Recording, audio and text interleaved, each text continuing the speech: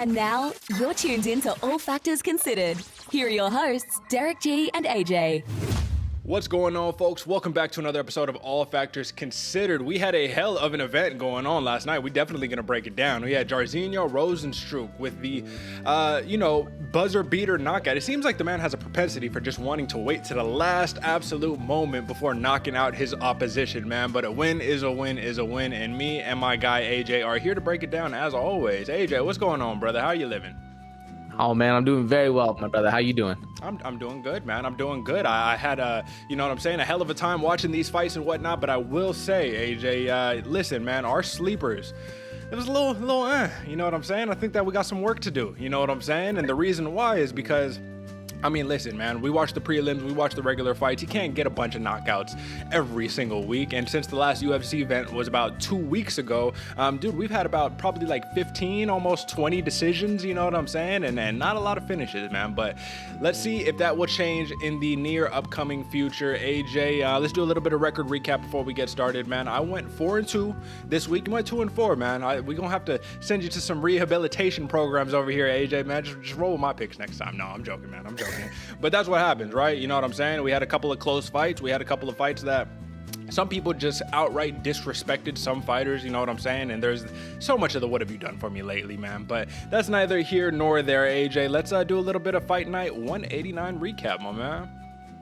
And before we start off with Montana De La Rosa and all that good stuff, man, you know what I got to do. Every single time we bring out the best collection of photos that we had from the weekend, man. So I'm going to start off here, AJ, and I want you to, just give me your take once I bring these up. I'm going to describe them for the folks that are listening at home. But other than that, like I said, you're going to give me your take. And before we do that, folks, drop a like, subscribe, do all of that good stuff, you know what I mean? Holla at us, man. We bringing the best content, best MMA podcast out there. You know what it is. So let's start, AJ. This is one of your sleepers, man, and your sleeper was in a bad spot. This is what I call just not the place that you want to be. Jordan Levitt, seeing his life flash before his eyes when he's in that north-south against Poules, man. Give me your take, AJ.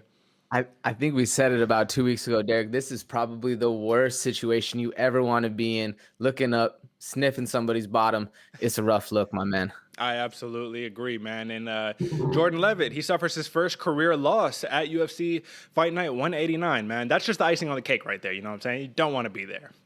Move on to the next one, man. And this, I should preface, folks, context for UFC Fight Night 189. We had a bunch of eye pokes, man. You know what I mean? It feels like every couple of weeks we go about the, UFC needs new gloves, put your fingers up, all that good stuff. It's like we do this shtick every couple of weeks, man. But listen, this one was a rough one, man. That's not the greatest picture. That's not like what you want to see, right? What we have is Alan Patrick bleeding out of his left eye and then rubbing his right eye because his right eye got poked. So in his fight against Mason Jones, which I want to talk about in just a moment, it got ruled a no contest because Patrick pulled an Academy Award winning performance and said, hey man, I can't see. Sorry guys, you know what I mean? You couldn't see because the left eye got pummeled by Mason Jones the entire fight. But give me your take, AJ.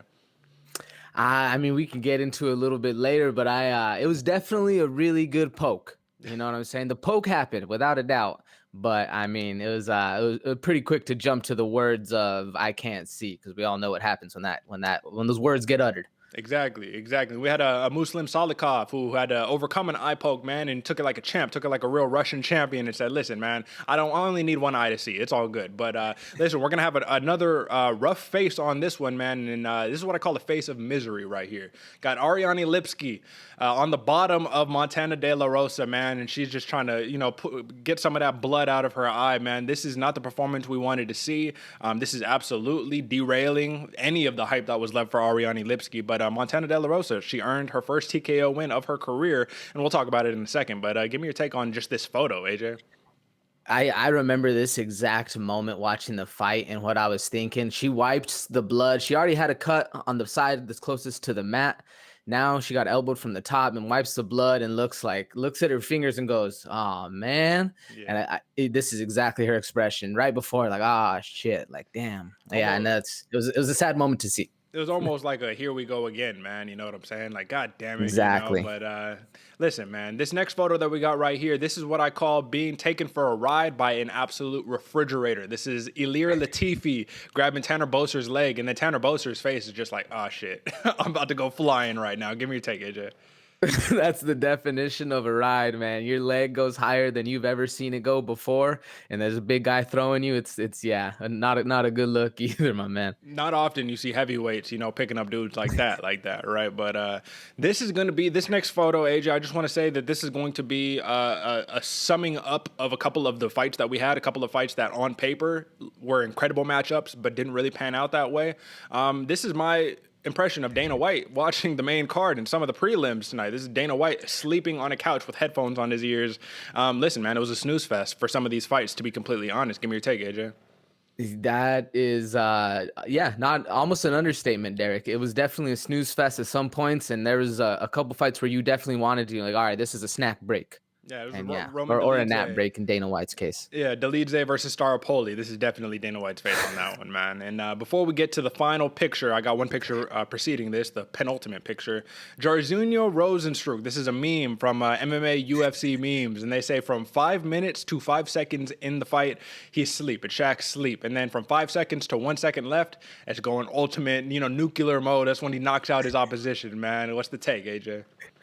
Yeah, man. Super Saiyan. Rozenstruik went straight Super Saiyan in about 3 seconds. It was amazing. It was crazy. And yeah, never give up until that bell rings or the ref stops it, man, because that can happen, especially in the heavyweights. Absolutely, man. Absolutely. And then finally, this is just a picture perfect, left hook that preceded the right hook that put Augusto Sakai to sleep momentarily. But, we'll talk about it in the main event, man. But listen, I want your take on this one, but I want to mention to you as well, if you watch the Alistair Overeem fight where Jairzinho Rozenstruik knocked him out and, a couple seconds left in the 5th round, Jairzinho Rozenstruik has a tendency to throw his entire body at you when he knocks you out like this. You know what I mean? So it's one of those situations where I'm like, not only are you overextending yourself, not only are you leaving yourself completely open, but you just keep knocking people out this way, man. When are people going to learn? I don't know. Give me your take, AJ. I mean, it's a double-edged sword because, yeah, he got the knockout. But look, if you see in that exact picture, Sakai lands that left check hook, could be lights out for you. I mean, technically strong, if you're looking at it from a striking coach stance, you want that right arm a little closer to your chin. So that way it's not, behind you. But at the same point, he's coming for the crack. So I don't know. It's a double-edged sword on that one, my man. Absolutely. But it was a beautiful knockout nonetheless, man. But, with that being said, with all the photos aside, man, let's talk about it. Montana De La Rosa gets the TKO victory over Ariane Lipski, man.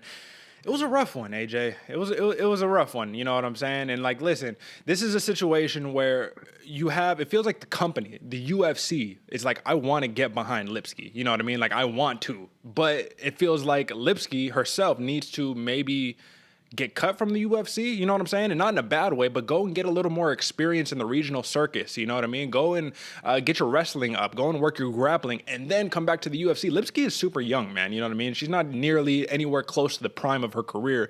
And sometimes growing up in the UFC is not the place where you want to get that experience at. What did you think about the fight, man? And how impressive was Montana De La Rosa, man? Because this is a much better performance than her last fight against... I think it was Maeda Bueno Silva. It was a draw in that fight, I believe. It was a draw, yep. Yeah. So what do you think? Yeah, I mean, she put on an absolute clinic. She showed exactly why wrestling has to be your most fundamental, fighting. No matter what, you start on the hands and feet, but anybody can take you down once that aggression comes. And she literally put on an absolute clinic, man. It was very rough for Ariane Lipski, and that's what I was going for, man. And Lipski had these sneaky elbows from the bottom, but even at that, she was on the bottom. So Montana De La Rosa really ran away with it. Lipski's hands looked very crisp. It was good to see, very crisp on the feet. And I correct me if I'm wrong, but I'm pretty sure Lipski's training out of ATT down in Florida. So she has a good camp around her. Yeah. She can learn that stuff. And you got to go into the fight knowing you're fighting Montana De La Rosa. She's obviously a collegiate wrestler. She's been wrestling forever. So what's she gonna do when the chips go down? She's gonna wrestle. So you got to be ready for it as a Muay Thai striker, and just absolutely didn't. Ariane Lipski was not ready for it at all, and basically had no solution. She was cool with being on her back. She was cool, got elbowed up. It was rough. No, I'm with you, man. And it's just interesting because Montana De La Rosa, in my opinion, over the last couple of fights, the reason why I picked Lipski to win this fight is because De La Rosa has been very one-dimensional. It's all about the grappling and the wrestling. The striking is almost non-existent, you know what I mean? Unless it's ground and pound. And that's what was interesting is because Lipski did the same thing, man. She pulled the Kevin Holland, man, where you said, okay, I know I could hurt you on the feet. And she did hurt De La Rosa on the feet, but she overextended herself right into a takedown. Like, it's like not popping the jab and being careful. It's like, I'm going to throw a haymaker at you, try to get you out of there. But then you put yourself right there to be grabbed and put onto the ground, man. And it was, I mean, that's exactly how it happened. And it's just frustrating for me as a fan of these fighters because it's like, man, you know, MMA, you think you would know. In the UFC, you have to do it all. You have to be able to do everything. You know what I mean? And like I said, man, that's where you can't really get too hooked onto these fighters. You have to be hooked onto just the outcome of the fight and what the realistic possibilities of the fight are. And this could be a situation where maybe I, let my bias overtake me on this situation. But nonetheless, man, Montana De La Rosa, to get your first career finish, let me see. It took her 11 plus 6, what's that, 17, 18? Took about 18 fights to get her first career finish, man, which is very, very interesting because I think that this is going to boost her up those rankings like a substantial amount. Listen, a finish is a finish, man. That's what we love to see here. You have any last takes on this one, AJ? Nah, man, it was an absolute clinic. Like I said, yeah, I too also picked Lipski just because I thought Montana De La Rosa was also very one-dimensional, but she proved that one dimension can get it done. And that's what's interesting, right? Is because sometimes, man, you go to the well on the grappling, man, and that's all you need to do. But what happens, when she runs into the person who can grapple and strike, man? And that's what I'd like to see. We'll talk matchmaking in a minute, man. But next one, man, Gregory Rodriguez gets a big win over Dusko Todorovic via unanimous decision, man. I don't want to say I told you so, not to you, AJ, but just to everybody. Listen, man, this dude Rodriguez is legit, man, like super legit. And I don't know, AJ, if you were true to your word and you were really throwing things at the wall, screaming at the TV when you saw Dusko chin sky high, refusing to put his guard up, man. But it kills me, man. I'm a big fan of this dude, and I would love to see hands up to the chin. You know what I'm saying? I don't think it's too difficult of a proposition or not. What do you think, AJ? I mean, I was, Derek, because he learned that he needs to keep his hands high because before he was keeping his hands down by his hips. But what I really wanted to see was him keep his hands as high as Rodriguez was. Rodriguez had his hands up literally above his hands the whole time. No matter when they come in, he was protecting all the shots, firing off. And Rodriguez looked more technically sound. Sure, Dusko, like I said, I saw him come out and his hands were at least kind of around, lower chin area, but higher than his hips before. So I was like, okay, I'm at least happy. But then I started realizing you can't teach an old dog new tricks, or you can't break an old dog's habits. And Dusko just kept pulling back on his shots. Every time that Rodriguez would throw anything, he just kept, pulling back, straight back, super flashy. It looks good. Well, when punches keep missing, whiffing by you. But, at the end of the day, the dude is more technically solid. You can't be doing that against such high class caliber of opponent, So I was not as upset because, like I said, the first time I've watched Dusko fight, he has great hands, but he keep his hands by his hips. This time he picked him up a little more. I just need to see it a little bit more, but I don't know, man. What was your takeaway? I mean, the takeaway was that Rodriguez couldn't miss with that right hand, man. It was just Todorovic like what I learned is that Todorovic truly does have a legit chin. And what does this say about Punahele Soriano's power? Like, what does that say about that? Because Soriano was able to just put him out, and Rodriguez was landing that right hand over and over and over again. This is ultimately my thought process behind this, man. Rodriguez just fought 2 weeks ago, man. He just won an LFA title like 2 weeks ago. Took this fight on short notice, and yeah, Todorovic, he was already, gearing up for a tough fight, but this sets you back, man. This sets you back far. This dude gets his UFC debut win over you, and then basically goes to say, like, all right, Rodriguez post fight was like, yeah, like, dude's a tough kid, man, but I already knew that I was gonna get this dub. You know what I'm saying? And like to do that over a dude who's already been in the UFC, a dude who's, these Siberian cats, man, are legit. I don't know. Rodriguez is just super legit, and that size difference. I think the issue though, one of the things that I noticed was the reach of Rodriguez. On paper, I think he had a 1 inch reach advantage, but when Dusko would pull back, it feels like he would have the timing for somebody with a little shorter arms, but Rodriguez's arms were just long enough to be able to just go right over the top every single time, right? So not only does Dusko need to work on that chin, man, but that grappling of Rodriguez was incredible, man. This dude was judo throwing this dude all over the place, man. And Rodriguez, like I told you, his grappling is his go-to. Like, that's the thing he's known for, which is why the striking is so much more impressive.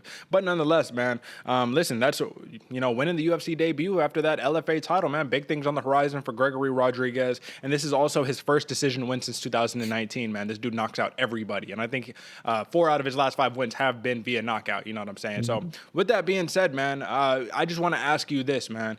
give me a prediction right now for Gregory Rodriguez. Do you think this man is going to be a real deal contender in the middleweight division? Like, his grappling is scary, and that's the reason why for me, I'm like, this dude is going to really make some noise. What do you think, AJ? I 100% think so, Derek, because he's young. He might look old. Even Michael Bisping made the joke in the thing. He looks 50 years old, and he does. He looks a little older, but he's only, if I'm not mistaken, 32 to 34. He's 29. This dude can be a real deal contender because he's big in the division too. He not only outclassed Dusko in the fight, but he outsized him. Yeah. And he was pretty quick too. I don't know who you'd give the speed advantage to. That one is probably the closest aspect of the entire fight. But power, size, technique, man, Rodriguez is legit. Absolutely. He's 29 years old. And listen, man, his speed is a real deal problem. I do think he's kind of slow for the division, to be honest, but the timing makes up for it. Nonetheless, yeah, this dude looks 50 years old, man. But like, he looks like, it was one joke that was saying that Gregory Rodriguez looks like he could be Gilbert Burns' long lost father or something like that. You know what I'm saying? Like, but nonetheless, man, huge win for Gregory Rodriguez, man. Huge win. Now, this next fight that I'm about to talk about, AJ.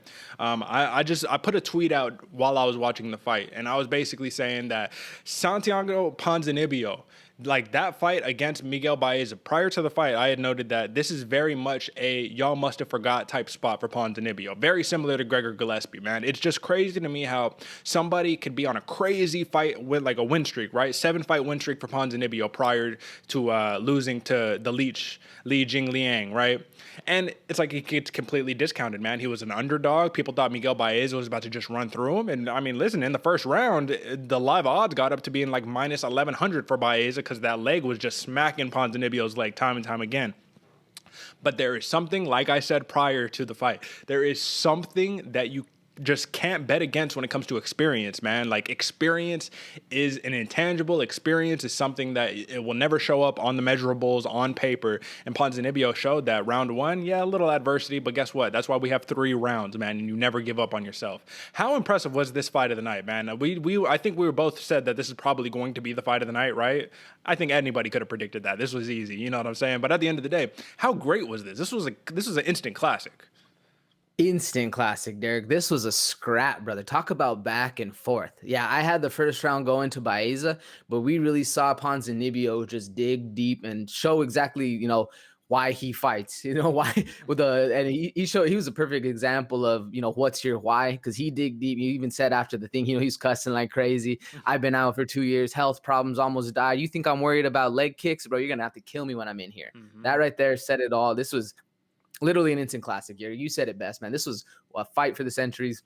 A lot of fun to watch. Ponzinibbio proved that he's still the real deal, and Baeza proved, man, he's also the real deal. He's on the come up. Yeah, sure. He's he's a young dog in the game, and he's for real. He just got out dogged in the end, man. And it's like no shame to Baeza at all. I don't think there's any shame at all in this loss one bit. He fought super hard. Just Ponzinibbio is a dog. Absolutely. There's no shame, man. But once again, man, it's like, I don't know how many times I got to say these things for it to resonate, right? But Miguel Baeza, you come into this fight 10-0. You've never suffered that real adversity, right? And what happened once that Ponzinibbio said, I'll eat the leg kick and I'm going to trade a jab. Every time you kick my leg, I'm going to jab your face off. This was just crazy to me because it felt like Baeza just said, like, I just don't know how to move my head to slip the jab. You know what I mean? Like, he got popped with the jab a billion times. Like, Ponzinibbio literally, first off, Ponzinibbio's smaller, right? So he's walking up. This dude's mobility is already messed up because his leg is getting tore up. Both of them were complaining about how slippery the cage was, which is like what we've been complaining. I feel like these fighters have been complaining about it ever since COVID started. It's like, y'all got to ease up on the chemicals or whatever you're putting on the floor because people are slipping all over the place. You remember when Kevin Holland, I think it was when he fought Marvin Vettori or Derek Brunson, he threw a kick and just like fell. Like, mm-hmm. And, that's why he got stuck on his back, right? But it's like kind of unfair because it's like, well, slippery cage. Anyways, Ponzinibbio, man. Listen, man. Veteranship, you know what I mean? This dude showed that. It was my favorite because, yeah, when he's punching the cage after he wins, like he's literally punching the cage and being like, yeah, you got to kill me if you want to win. I was like, man, this guy needs to be right back in that top 15, man. And we'll talk matchmaking in a second, but we got to see where this man goes next because when you fight a Miguel Baeza, yeah, a lot of people didn't want to fight the man, but he's not ranked, so it doesn't do too much for you, right? I mean, how big was this win for a dude like Ponzinibbio, who's already got like a Neil Magny on his hit list, you know what I mean? Who's already got a bunch of killers on his hit list. How big of a win was this? I think, so on paper, against comparison, doesn't look that big. He has some serious real deal names in his hit list, but for media presence in today's day, that win, I think it was huge for him. Like, I think everybody was thinking, like you said, going after the first 11,000, something odd points against him. Like, it was crazy. Yeah, everybody counted him under, expect him to get swept under the rug, especially after the first round. And he proved, he's for real. So I do think, especially for morale and vision-wise, as far as what have you done for us lately?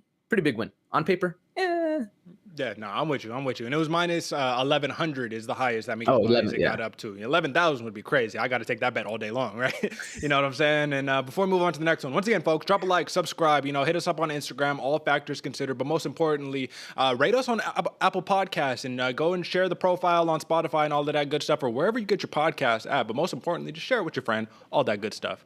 With that being said, this was the snooze fest, man, that unfortunately we have to cover because this was one of your sleepers. Was it this one of your sleepers, AJ? No, this wasn't. No.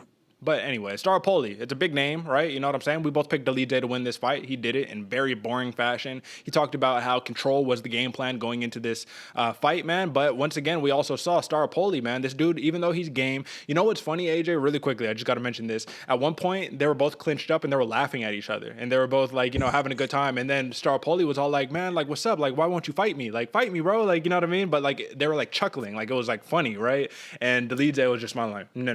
We're not going to do that. I'm just going to hold you here, Listen, Staropoli, man, this dude's small for the division in comparison to Dolidze, who is a natural 205er, man. This was a win. Don't know what else to say about the fight other than this was a win, man. This was an absolute snooze fest. And Dolidze, this is his first win at 185 pounds. Second decision win in his career, man. So you can tell that he's starting to take a smart fight game plan approach. You know what I mean? Like, he's sacrificing the flashiness, all the craziness for... I just need to get a win, man. I just need to get a win on the board. He even said it in his post-fight presser. He was all like, I didn't want to, one of my main goals was to not get hit a lot because my family's in the USA for the first time and I want to go and take them around and show them Vegas and stuff. So like, I don't know if his mind was on the fight, really, you know what I mean? Or if it was on other stuff. I don't know, man. What do you take from a fighter who says something like that? You know what I mean? When people are already kind of questioning Dolidze, when they said after his first loss, people were asking him, oh, how do you feel? He was like, bro, nothing has changed. Yeah, I lost, whatever, but it's all the same thing. That's not necessarily what you want to hear from somebody who's coming off of a big loss, but give me your take, AJ. Yeah, I mean, I think it's exactly that. That's not what you want to hear. You want, if you're a promoter and you're this dude's manager, you want, that is the furthest thing from what you want to hear. But it really just brings up, I think what this whole fight meant to me, Derek, what was the most interesting part was the fact of what Michael Bisping and then Dominic Cruz were talking about. They're watching the fight and talking about how entertainment versus career in sport. Should a fight be entertaining? That's really what comes down to it for me. Like, yeah, this was literally a giant snooze fest, basically having Dolidze use the side of the ring as the mat, and Staropoli had absolutely zero answer for it. And I think it was in the third round. I was with you, or I was watching too, and I noticed it was either the second or the third. But it's all that control time. They started laughing at each other, and then even at the end of the fight, Staropoli was pissed, saying like, blah, blah, blah, you didn't fight me, blah. Just on that energy, but like at the same point, where was that energy when this dude was basically humping you from behind for 15 minutes? So not really much on the whole fight. I don't really have much on that. It was basically, it is what it is on that one. But I wanted to pick your brain on this, Derek. What are your thoughts? Should a fighter put his career, his life, his health, his family, all that stuff in jeopardy to actually make an entertaining fight? I mean, my take is he'll get an entertaining fight. The more entertaining your fight, the more fights you're going to have. Sure. But well, how much are you going to risk that for entertaining fights and getting KO'd? I don't know. No, I'm with you, man. And so I've had a lot of time to think about this because, like I've said, we've had our own personal type situations with watching certain fighters and being like, damn, man, this dude's a striker and this dude's just holding him down. But I had to think about it for a second. And I even said to myself, I was all like, okay, well, if you're a striker and like Staropoli, right? Crazy kicks, doing all of that good stuff. And somebody says, well, like, if that's what you're best at, I'm just going to hold you and I'm going to grab you and I'm not going to allow you to do what you're best at. And if there's nothing you can do, similar to Ariane Lipski, if there's just nothing you can do, well, who does that say more about? Does that say more about, the person holding you, or does that say more about the person who is being content being held, right? Because like you were saying, where's that energy at when you're being held, bro? Use that energy to escape and go and try to fight this dude instead of, simply talking about you won't fight me and this, that, or the other. At the end of the day, this is mixed martial arts, man, and a win is a win is a win. We're seeing Marvin Vettori get another title shot after absolutely boring wins, after, to us, like me personally saying, like, there's no way this dude fights for a title after getting a win like that. And what happens? This dude's fighting for a title. So at the end of the day, man, entertainment is one thing, right? You might be a little bit higher on the promotions, like good side if you are super entertaining, but we also know that this is a very unforgiving sport, and if you do get knocked out trying to be an entertainer, guess what, man? No one's going to feel sorry for you. You're going to get sent back to the queue, the back of the list or whatever the case may be, and you're going to have to fight up and maybe fight a boring style to get back up to title contention or something of that nature. When it comes down to it, let's talk about this, AJ. Israel Adesanya, when he fought Yoel Romero, that was a snooze fest, right? But there was no heat taken for Israel Adesanya, really. It was like, oh, yeah, well, you were being smart. You had to win. You had to watch for the man's power. When Derek Lewis versus Francis Ngannou happened, right? Like, that win is still on Lewis's record. Like, Lewis won the fight. Francis Ngannou lost the fight. You know what I mean? That's just kind of how it goes, right? So it's interesting. It's something that I've thought about a lot, man, and with more time, I've really given it the notion of like, man, it's not necessarily your job to be entertaining. It's your job to grab a win. And if you do it in an entertaining way, you just get a little more fandom and you get your bills paid outside of just fighting because you get that stock raised. What do you think? You got anything before we move on? I feel like it's an argument that can go on forever. Sure. I give a lot of heat to Derek Brunson, but at the same time, his bills are being paid. So, yeah. And even with the point you brought up about Montana De La Rosa, yeah, we knew that's her bread and butter. Like you should know she's gonna take you down. Yeah. Like I said, I'm kind of on this side a little bit. I'm more so going to the side of pay your bills, brother. Get it done. Get a win. Dub is a dub is a dub. Keep it moving to the next one. And if you can get a knockout, get it. If not, secure that bag, brother. Yeah, absolutely, man. You know what I mean? What are you going to do? What are you going to do at the end of the day, right? But listen, man, now we can finally talk about something that was actually exciting. These next two fights were the actual exciting fights on the card. Walt Harris versus Marcin Tybura, man. Walt Harris was maybe a punch or two away from getting that much-needed win, man. He was so close. Like, I felt so bad because I was like, man, Marcin Tybura, he said the game plan, let this dude punch himself out and then just go and finish him. And he said it was actually very easy. He tried to console Walt Harris after because of the personal things that have happened in Walt Harris's life, which it's just terrible, man. It's terrible that, you're fighting in your underwear on national TV or whatever the case may be, man. And you just keep losing. In the heavyweight division, man, anything could happen. And we saw Marcin Tybura, man. This dude, 5 wins in a row, man. He's now tied for the longest win streak in the heavyweight division with Cyril Gane, Francis Ngannou, and Derek Lewis, man. I told you if he gets the win, I'm not going to be happy. And if Walt Harris got the win, I still wouldn't be happy. But at the end of the day, man, Marcin Tybura, I'll talk about it in a second when we do matchmaking, but he said it himself. He's like, don't even mention me in the title picture right now. So I don't know why somebody says something like that. I don't know why when they give you your shot on the mic and they say, hey, man, who are you calling out? And this dude is like, nobody. I don't want to call anybody. And I'm just like, dude, that was your moment. Like, that's your shot. You got to take it. You know what I mean? This is a Marcin Tybura who, outside of hardcore fans, I feel like almost nobody knows about, right? So at the end of the day, man, let me ask you this before we talk about Tybura. Where does Walt Harris go from here, man? This might be the fight that gets him out of the UFC. You know what I mean? What do you think?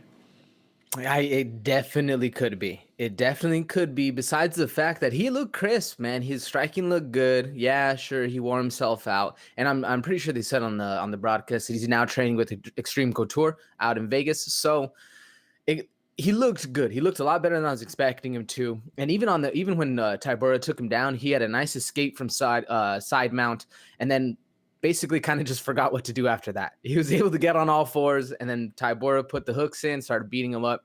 And to me, it just more so looked like Walt Harris, ran out of gas, and that meant that his brain also ran out of steam and just didn't remember exactly what came next after escaping from side mount and then going to all fours. But I just think, man, Walt Harris, I hope he doesn't get cut, first off. That would be absolutely horrible for him, 100%. He just, moved, relocated, going to do all the family stuff, blah, blah, blah. But I think he needs to cut down, man.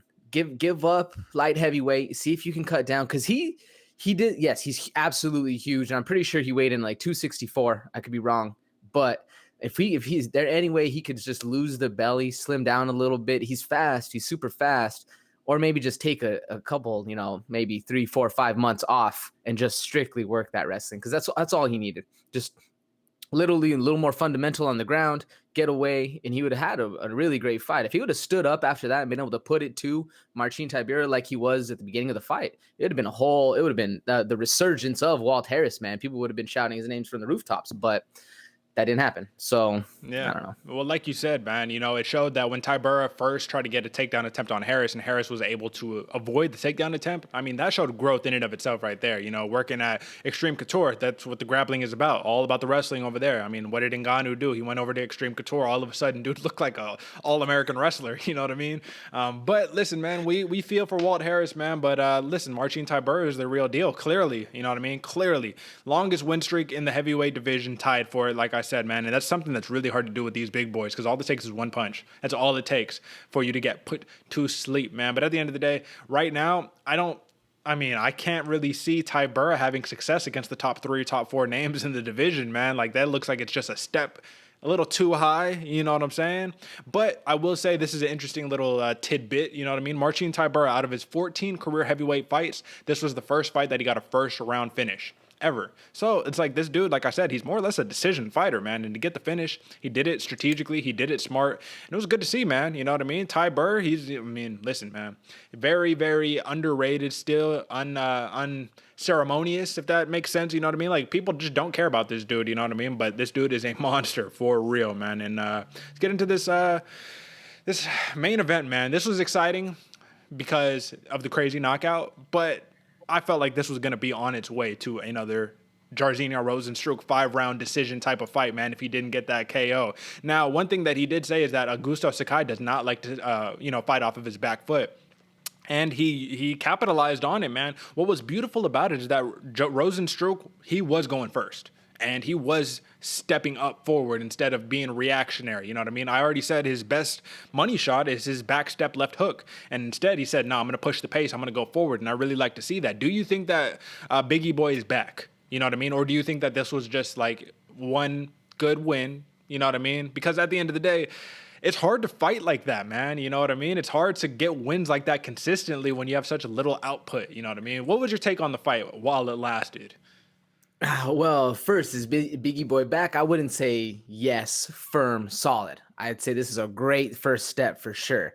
My take overall on the whole fight, I think, so Augusto Sakai just looked off to me. That was one of the biggest things. He came out a little lackadaisical, didn't really look like he wanted to be there. He kind of looked bored, and that it played out in the fight. He didn't really go pressure as much as I thought he was going to. Stayed a little back, which led Jairzinho Rozenstruik to actually implement what you said. Rozenstruik still came out, plotted around a little bit, but his hands were busy. He was starting to go first, started to make, capitalize on the lack of output of Sakai. And, that's what happens when Rozenstruik lets his hands go. We saw him stiff him in the picture before. We saw him stiff him with the jab, come with the overhand right.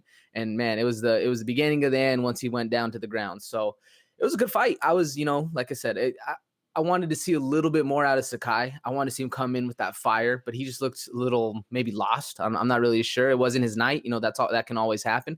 But Rozenstruik, at the end of the day, he still plotted around a little bit. His feet weren't as active, and I think that just comes from the kickboxing. He's ready to throw them, fire off a kick whenever.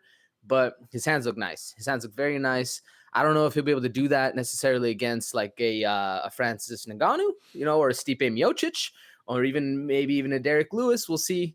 We'll see how Derek Lewis fights. That one's a little more interesting to me. But yeah, at the end of the day, that's what happens when Rozenstruik lets his hands go, bro. My personal take, I felt like Sakai felt like, they were saying it on the broadcast. They're saying sometimes when you're in there, like, it's easier said than done, right? When you're in there, it's a completely different story. And he was all like, sometimes you're in there and you feel these dudes' punches, just the air whiz past your head. And, you like in that, I felt like Sakai, he understood this dude's power is next level, man. Like, I do not want to get caught. And listen, man, this dude hit him with, it looked like light. It looked like it was an early stoppage at first to me until you watch the replay back and you're like, oh no, this dude got stiffed. You know what I mean? Like, Ben Rothwell said it himself. He was like, that was an early stoppage. This is another gift for Rozenstruik. You know what I mean? And it's like, nah, man, this dude's power is truly incredible. And the speed, man. That's what I like the most about Rozenstruik is what I saw in this fight. This dude's fast, man. I told you, he's got that, like, that underrated foot speed where he can just close the distance really, really quickly. However, I don't like that he overextends himself like that because,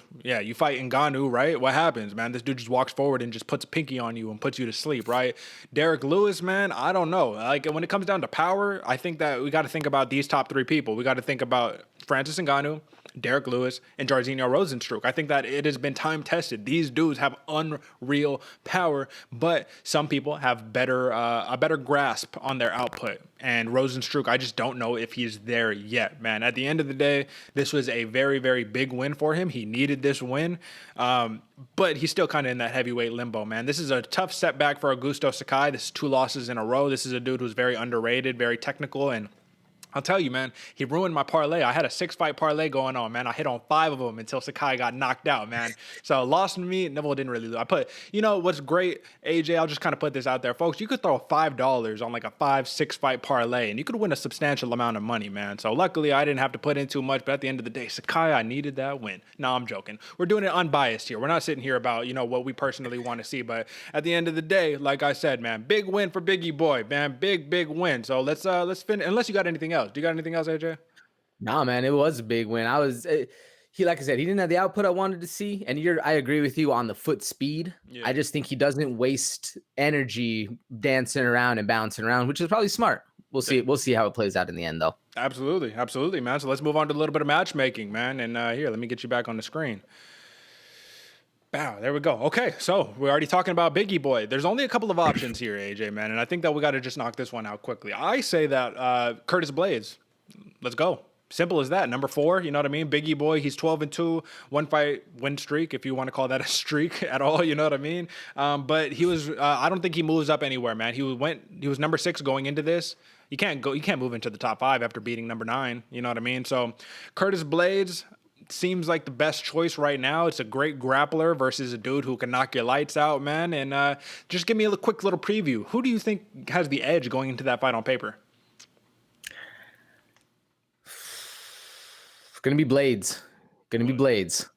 Yeah, we know Biggie Boy. If there's one place where he basically has nothing to give you, it's on the ground. And Curtis Blaydes, it basically comes down to the Lewis versus Blaydes again. Like, all right, can he get the takedown, or are you gonna get starched and stiffed before that takedown lands? Yet to be seen, but a hell of a hit list, man. When we're talking about Rozenstruik, he got 2 losses in his last 5 to Cyril Gane and Francis Ngannou, but a win, knockout over Sakai, knockout over JDS, who is no longer in the UFC, and a knockout over Overeem, who's no longer in the UFC. So now that I'm thinking about it, that last 5, I mean, the heavyweight division isn't super deep, you know what I mean? But that last 5 is kind of, you know, it's all right, man. Move on to the next one. Marcin Tybura. This is another one. In the heavyweight division, it's just really tough to match these dudes up right now because, like we said, Tybura doesn't want to be involved in the title picture right now. So with that being said, listen, I got a fun matchup, man. But who do you got on this one, AJ?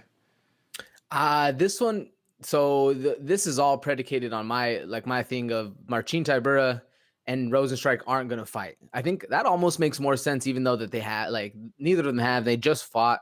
Give them a while. Let them fight each other. But barring that like crazy situation where they don't fight again each for another 6 months, I want to see Marcin Tybura versus Tom Aspinall. Ooh. He already said he doesn't want to be in the mix for the top. Well, then shit, fight down. Like, all right, cool. Yeah. Fight down then. Fight Tom Aspinall. Let's see. You're an old dog. Well, not really an old dog because not many people know about, you know, Marcin Tybura, but he's been around for a while with a pretty nice hit list. Give him to a young gun. Let's see what's up. Yeah, I mean, we look at these last 5 wins: Walt Harris, Greg Hardy, Ben Rothwell, Maxim Grishin, and Sergey Spivak. Man, like that's a hell of a hit list right there. You know, they're not all the biggest names, but Spivak and Grishin and Rothwell right there. I mean, that's fucking great in and of itself. Greg Hardy is the only one where it's just like, all right, you know what I mean? But listen, so I agree. I think that Tybura should be fighting down, especially if he wants to get in a little more experience before he feels ready for a title shot. So I say that he fights the winner of number 10 ranked Chris Daukaus and number 7 ranked Shamil Abdurakhimov. And that fight is taking place on July 24th, man. So I think that, give him a little bit of time to kind of let the division shake itself out, fight the winner of these dudes. Because Shamil Abdurakhimov, this dude is ranked number 7, and he just hasn't fought in a while. So he's been kind of just holding up that spot in the top 10 right there. And at the end of the day, if he gets the win, man, that feels like the fight that needs to make sense. So Dawkins is on a 4-fight win streak. Abdurakhimov is on a 1-fight losing streak, and his last loss was to Curtis Blades. So, interesting, man. Now, this one was really tough for me, AJ. Roman Dolidze.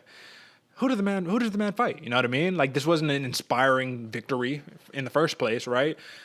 But I have a fun fight. And if you don't mind, AJ, I'm going to go first on this one. I think so. Roman Dolidze, since he's moved to a new division, right? You're in the middleweight division. You don't have the same, you don't get the seniority that you had when you were at 205, right? So you kind of got to start over in this division. So he came into this fight ranked about 52. I got him up to about 50, you know what I mean? Because the dude Staropoli, this is his first fight at middleweight too, you know what I mean? So I say that a dude who's coming off a big knockout win, who's won all 12 of his victories via knockout or submission, I think that's who Dolidze needs to fight. And I'm talking about Jordan, the Beverly Hills Ninja Wright, man. He just knocked out Jamie Pickett, man. This dude is very fun to watch, and he's not going to allow Dolidze to just hold on to him, man. This dude is a killer. So what do you think about that, AJ?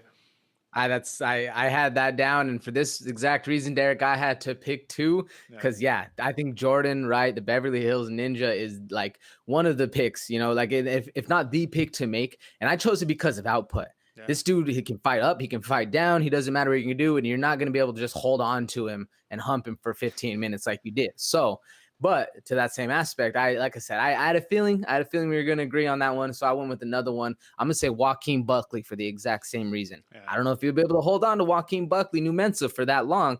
And, he can start you at any single point. So, but output, that's what I was thinking when I wanted to see who Dolidze would fight, is just someone with crazy output, someone who's not going to just accept the position and who's a pretty big body. So either one of those, man, I'm down. It's funny on that one. I think it's kind of random, but it's funny because those are the exact 2 people that I was looking at right there. I don't know why we agreed on this one, you know what I mean? Because there's you could go anywhere really with this one, but I think those are 2 really, really fun fights. And I mean, come on, who doesn't want to see Joaquin Joaquin Buckley already fought Jordan Wright, you know what I mean? So it's just a great little triangle of, we love to see it, man. All right, Pons, man. Santiago Ponzinibbio, the Argentine dagger, moves to 28-4. Listen, Miguel Baeza, Neil Magny, Mike Perry, and Gunnar Nelson are 4 of his last, those are his last 4 wins. Listen, this is tough because if you go on the Tapology Worldwide rankings, they have him at 14. Now, in the UFC rankings, he's unranked right now, and Miguel Baeza is clearly unranked. But I'll go from number 16 unofficially, right, just outside of the division, outside of the top 15, simply because, he hasn't fought in, a while, all that good stuff, right? I put him to number 15 in the rankings, man. Currently, the UFC has Hamzat Chimaev as 15. This dude hasn't fought in how long? We don't know when he will fight again. You know what I'm saying? It's interesting to see, but this is probably the fight or the matchup I had the most trouble trying to figure out. And the reason why is because Ponzinibbio has already fought Jing Liang and Neil Magny, who are both in the top 15, right? A lot of the welterweight division is booked up already. You can't really have him fight up above Jing Liang because he got knocked out by him, right? So this is really tough. And I went for hands of steel, number 10 ranked Jeff Neal, man. I just think that would be a fun matchup. I think Jeff Neal's power would be able to, I think he'd be able to give Ponzinibbio a little bit of trouble, man, simply because Ponzinibbio can't just be up in his face trying to jab his face off, because you eat one from Jeff Neal and you're going to sleep, you know what I mean? But it would still be a fun matchup nonetheless. What do you think, and who do you got, AJ? Yeah, I'm with you again on this one, Derek. And I had the same feeling. I think Jeff Neal is the matchmake to make. That's the one that makes the most sense going forward. You don't want to put him too high. But I had a feeling again we'd agree on this one. So I went with another kind of not necessarily wild card. Sure. It might be a reach, but Michael Chiesa. I think that'd be a great one to see. That's a dog of a fight, full pressure. He's Ponzinibbio already has Neil Magny on his thing, so it was like right in that same little area of fighters. So I'm definitely with you on the hands of steel, but I would love to see the Chiesa fight. It'd be interesting. I would love to see it too. And the reason I didn't pick Chiesa is just simply because I think Chiesa is talking about, he's like, I want to fight for a title next or whatever. And it's like, I don't know. But would you want to fight a dude who's not even ranked right now? Like, does that make sense? So that's why it's tough, because it's like Ponzinibbio is in this no man's land. It's like, this dude is a killer, but, you know, what have you done for me lately, basically, right? All right, next up, Gregory Rodriguez, RoboCop, man. He went from coming in at 100, number 100 at the middleweight division, moves up to number 53 after beating Dusko, man, and I have a great matchup right here. But I want you to go first, AJ. Who do you think is a good matchup for RoboCop? So this one, I feel like we could have gone anywhere, but I want to see RoboCop versus the Iron Turtle, Jun Young Park.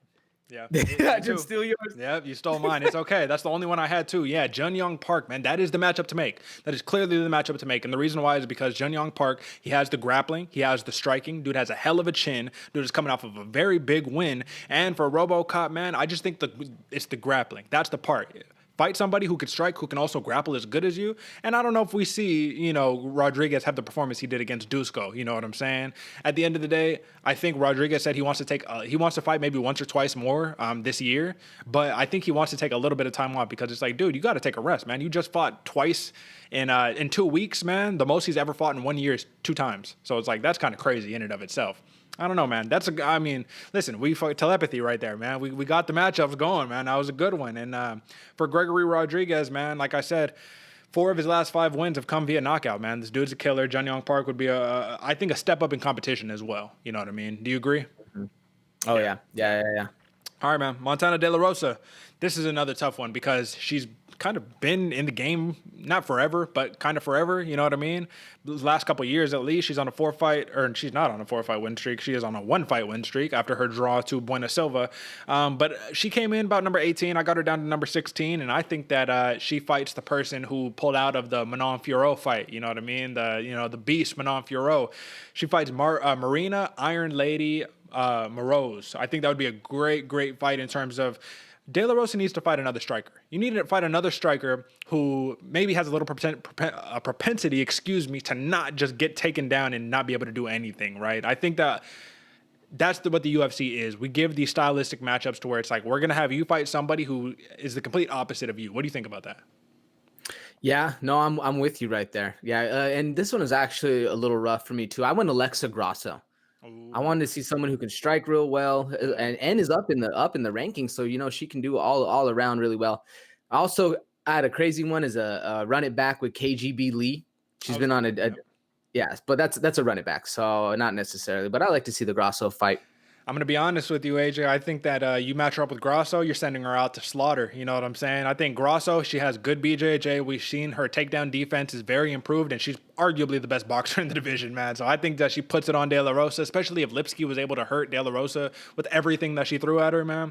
Like I said, man, that's the thing. I like the grapplers, but you got to be able to use those hands too, man. We say it all the time, but that's the matchups, man. That's the matchmaking we got for this one. And all right, AJ, let's hit the word on the street. I don't got too much today to talk about, but I do want to talk about the elephant in the room, right? Tom Breeze pulls out of his fight literally at the last minute against Antonio Arroyo, like minutes before making the walk. And I don't want to speculate because the reason so far has been noted as unknown medical issues, right? However, Michael Bisping said on the broadcast, he was all like, it's been known that Tom Breeze suffers with anxiety. This is, I think, the 3rd fight that he has withdrew on fight day in his career. And at the end of the day, man, like, tell me how rough that is. That's got to be really rough, right? Like panic attack, stage anxiety, things of that nature, right? What do you think that says about a fighter? You know what I mean? I don't want to be disrespectful or anything like that, man, because I can't even imagine what it's like. I mean, to make the walk for real is different than just talking about it, man. We can just talk about it, we can speculate, but we don't know what it's like to truly make the walk at the big show, right? Do you think that this was an anxiety thing? If you had to speculate and you had to guess, man, like, do you think this is Jamal Emmers? Do you remember the Jamal Emmers versus I'm blanking on his name, but dude withdrew. Like, dude was already in the ring. Chaz Skelly versus Jamal Emmers. And Chaz Skelly was already in the ring, and then Jamal Emmers was like, "Nah, my back tightened up. Sorry, I can't fight." It's just like, how bad of a look is this for Tom Breeze, AJ? Well, especially with Michael Bisping saying that on the broadcast, not a good look at all. Yeah. I mean, that, like, if you had to rank the level of fear that goes into fighting a dude on, all right, one, how anxious does everybody get if a dude presses you on the street, right? Yeah. Like your heart rate instantly jumps up. Now imagine you're in your underwear fighting a dude locked in a cage with millions and millions of eyes watching you. Yeah, that anxiety is pretty probably really high. Yeah. So yeah, I mean, but at the end of the day, he signed up for it, right? That's Like you your signed job, on the yeah. dotted line and you've had time to prepare for it, get mentally right. Yeah, it's not a good look at all. Like I don't want to obviously that's hard. It's a hard situation. It's really a tough challenge to almost more so than just getting in there and fighting. Because once you're in there and the punches start swinging, you kind of blank everything else out. Yeah. But that walk has to be the most anxious part. They were saying before, another fighter says, I forgot who, but I didn't put it to memory. But he's saying the walk out is the worst part of the fight. Like going through and having to deal with those nerves, that is the worst part of the fight. Because once you're in there swinging, it's the same thing in any sport. You get that first hit, like all right, it's on. We doing this. I've now the adrenaline takes over, and I'm in the fight now. So I don't hold anything against him. Pause. As an entertainer, you want to see that. Like I don't want to see any more Tom Breeze fights until he handles that situation. You know what I'm saying? Yeah. But I don't hold anything against him personally as a human being. But as a fighter, you got to hold that against him. So Absolutely. Just as a professional, the one thing where I do take real offense is like, dude, that's so, fucked up for Antonio Arroyo. Like this dude is like, okay, so well, you got, whatever the reason is, he's like, bro, we signed on the dotted line. Like, I just feel bad for Arroyo because you put weeks of your training camp into, or you put weeks of your time preparing for the fight. That's the thing right there. The money, man, you got to pay for that training camp. You have to pay. Like, I hope he got his show bonus and the win. You know what I mean? I hope he got that one too, because it's just, it's tough to put people in those financial spots, especially when we know the thing about MMA is these dudes don't make a lot of money, man. So it's like, I don't know. I hope that they either get Arroyo another fight booked quick or something, man, because that's just the part that really is unfortunate on that one. Listen, man, the best of luck and best wishes to Tom Breeze, because nobody, that's just a tough thing, man. You don't want anyone to go through stuff like that, but at the end of the day, when you are a professional, man, it's like being like, hey, I got to give a presentation at work, and I got the jitters. I can't do it. Got to pull out last second. It's like, it's your job, man. You know what I'm saying? So with that being said, next piece of business that we have before we get out of here, AJ, Paulo Costa. Clearly, he's been watching too much of these YouTube boxing stars or whatnot, because he's all like, UFC, y'all not paying me the right amount of money. You need to pay me, you know what I'm saying, like upwards of $500,000 million damn dollars if you want to see me fight. And as much as Borrachinha, you know what I mean, he's an exciting fighter. I love to watch him fight personally. Listen, man, this ain't boxing, bro. This is the UFC. You got to understand that you don't got the same leverage, homie, especially coming off of a loss, especially, you know what I mean? Before you give me a take, AJ, let me just note this for the context, right? Costa said that the UFC Costa kind of implied that the UFC has a tendency of using publicity to pressure these fighters into taking a fight, because he says his fight with Jared Cannonier he never signed a contract, you know what I mean? So he's like, it's interesting that they're saying that Costa pulled out of the fight if he never signed a contract, right? If like it was never truly agreed upon, maybe verbally, but that's not the same thing, you know what I mean? So what do you think about just all of that stuff going on, man? Kevin Gastelum, before you give me your take, Kevin Gastelum stepped in to replace Paulo Costa to fight Jared Cannonier, but at the end of the day, man, what do you think about just the tactics, the scheminess that's going into that? So there's two things I think of with this. That's something that actually like Floyd Mayweather, even Mike Tyson and Roy Jones did. They put it out, said, hey, we're going to fight. Yeah. Got a little interest. Is it worth the money? Cool, we fighting. Is it not worth the money? No. Same thing Floyd and Logan did. They announced it how many months ago. They're going to fight here within a month. Wasn't that interesting? Jake Paul had his bit with Ben Askren. Boom, binked him up. Yeah. They released it again. We are fighting. Now they're actually fighting. But so is it a good tactic by the UFC and a promotion? Could be, if you have fighters that don't want to fight besides their pride getting ruined. Okay, all right, I'm not that upset by it. Is it true? I mean, how can Kelvin Gastelum step into a fight if there was never a contract? Yeah, it's just tough because, like I said, sometimes they were saying that the Dana White would basically like leak out a potential matchup to the press, and so the press will announce it, and they're like, well, if the UFC never announced it, but the press is announcing it, you know what I mean? Like, what does that mean? Is it official? Is it not official? How many of these are handshake deals? one thing that we know about MMA media is a lot of fights will be broken before the contract is signed. Now, generally speaking, the fight normally goes through, but this is just one of those weird spots, man. And I just think this looks bad for the company. This looks bad for Paulo Costa because a lot of fans are being like, oh, so you're just pulling out of a fight. Like, you just don't want to fight. You know, after his last loss against Adesanya, man, things have gone real downhill for Borrachinha. So let me just read it really quickly. So the article says the UFC had announced that Paulo Costa would be taking on Jared Cannonier in a main event fight for a show they had scheduled on August 21st. However, Costa recently took to Twitter to say he never signed a contract to face Cannonier. In a social media post, Costa also claimed that he was not being paid enough money to feature in a main event. He also compared his pay to the millions currently being brought in by YouTubers like Jake and Logan Paul. Yesterday, ESPN announced Costa was out of the fight with Cannonier, assuming he was ever in it. Like quotation in it, right? Furthermore, it was announced that Cannonier would now be fighting Kelvin Gastelum in the main event slot. Gastelum was last seen in the main event at UFC Vegas 24 on April 17th. There, he took on former UFC middleweight champ Robert Whittaker and lost that fight by a lopsided unanimous decision, man. So I'll just say what, man, this don't look good for Costa. That's really all I got to say about this, man, because even the way that they're spinning it is being like, bro, John, they're not trying to give John Jones money. Why do you think they're going to give Paulo Costa money? You know what I'm saying? John Jones is arguably the greatest light heavyweight fighter of all time. You know what I mean? I don't know, man. Last piece of business before we truly get out of here, AJ. I'm shaking my head that I'm even going to be bringing this up, man, but this is the last saving grace for MMA fandom, I suppose. Tyron Woodley is set to box Jake Paul. Shake my goddamn head, man. Out of all the MMA fighters, yes. Now Tyron Woodley he's a former champion, man. This dude's legit, but his striking has always been one-dimensional. You know what I mean? His striking has always been big right hand, and that's kind of it. He's not really a boxer. He's a wrestler, if anything. What do you make of this, AJ? What do you make of this fucking thing? First off, I'm a huge Tyron Woodley fan, Yeah. and when Jake Paul knocks out Tyron Woodley, I'm gonna be so upset.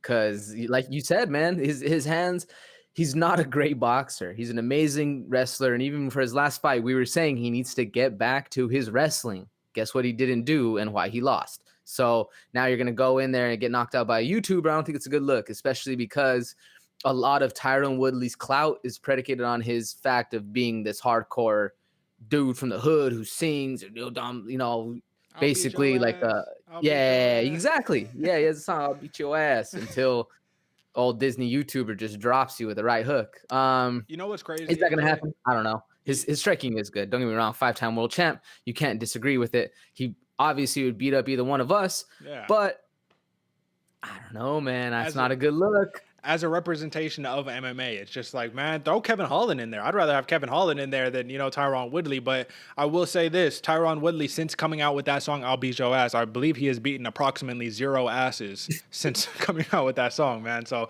listen, man, I hope this is the last saving grace for MMA fandom, man. Tyron Woodley needs to deliver a win. And then, tonight, folks, this episode is dropping tomorrow, you know what I mean? But for the folks who are going to be tuning in, Mayweather versus Logan Paul is happening tonight, man. I don't know what to make of this stuff, man. This is just a circus, man. This is just nonsense out here. But listen, let's just move past that stuff, man. AJ, that's all we got, man. What a hell of a show. You know what I'm saying? I'm not going to lie, AJ. This card, even though I hyped it up, even though I said it was a great sleeper card, kind of disappointed me, man. You know what I mean? We're going to have to get back to the well. Next week, UFC 263, man. We got 2 titles on the line. Adesanya versus Vettori, number 2. And Davison Figueiredo versus Brandon Moreno, number 2. A couple of the rematches going on, man. Should be a fun one. We're here to break all of that down. Coming out next Friday. But join us on Wednesday for the betting show. All the good stuff. Drop a like. Subscribe. Listen, you know what I'm saying? Follow us on Instagram at All Factors Considered. Or, if you really want to do the just head over to the website, www.allfactorsconsidered.com. Lastly, you see the little button right here, subscribe. Do it. Come on. I shouldn't even have to say it. Subscribe. You already know what it is. All right, AJ, man, it was a pleasure. It's an honor as always. And until next time, brother. Peace.